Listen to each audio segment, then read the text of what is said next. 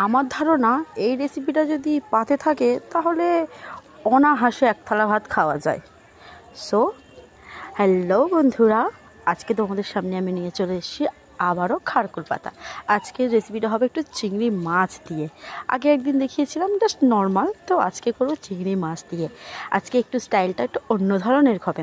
তো আমি এখানে খারকুল পাতাগুলো কেটে বেছে নিয়েছি, একদম ধুয়ে পরিষ্কার করে একটু সিদ্ধ করার জন্য বসিয়ে দিয়েছি। নুন দিয়ে বসিয়ে দিলাম সিদ্ধ করার জন্য। এবার দেখো সিদ্ধ হয়ে গেছে, সেগুলো ঠান্ডা করে একটা মিক্সির মধ্যে দিয়ে কিছুটা রসুন, কাঁচা লঙ্কা আর পেঁয়াজ দিয়ে বেটে নিয়েছি। এবার একটা কড়াইয়ের মধ্যে বেশ কিছুটা তেল দিয়ে, না একটু বেশি করে তেল দিয়েছি, দিয়ে চিংড়ি মাছগুলো নুন হলুদ দিয়ে ভালো করে ভেজে নেব।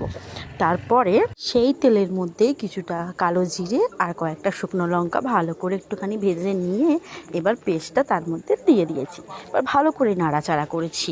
এবার তার মধ্যে কিছুটা নুন, হলুদ আর পরিমাণ মতো একটু চিনিও অ্যাড করেছি, যাতে সব কিছুর ব্যালেন্সটা যেন ঠিক থাকে।